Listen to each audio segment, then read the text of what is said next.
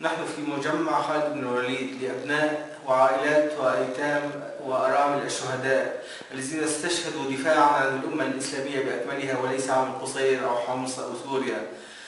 هذا المجمع قدمه الأخ الكريم عبد المانع العجمي. عدد الغرف حوالي 112 غرفة، كل غرفة أكثر من 30 متر، فيها حمام صغير وفيها مطبخ صغير. كل الخدمات ينقصها الماء والكهرباء. غرفة بسيطة يسكن فيها أكثر من عائلة، كلهم من الشهداء الذين قدموا دماءهم في سبيل هذه الأمة. بسم الله الرحمن الرحيم. نحن هون مجمع خالد بن الوليد لسكن أبناء الشهداء.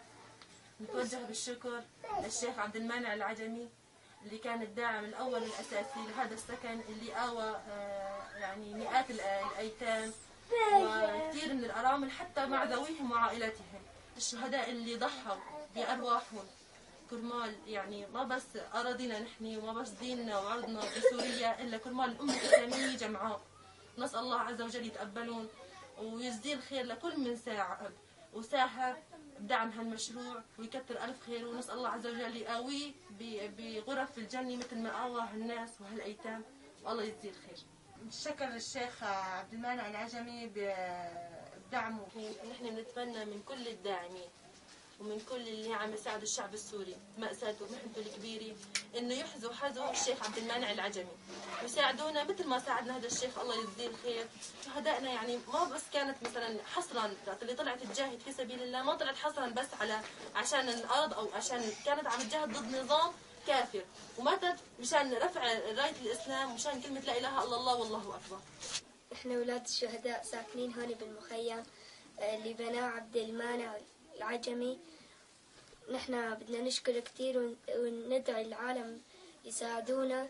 وعندنا نحن بالمخيم ما في لا كهرباء، والمي في مسافات بعيدة عم نروح نعبيها. بدنا أكل، بدنا شيء نقعد عليه. مجمع خالد بن الوليد لأبناء الشهداء.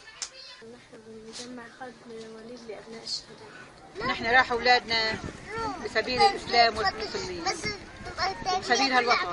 نحن بمجمع خالد بن الوليد لأبناء الشهداء اللي بناه عبد المانع العجمي، ويكثر خير وبارك الله فيه. وبنتمنى منه هلا أولادنا استشهدوا بسبيل الإسلام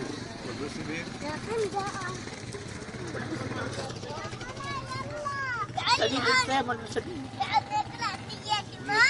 نطلب منه هيك يقدم لنا كهرباء وأسقية ومي، وبارك الله فيه والله يجزيه الخير.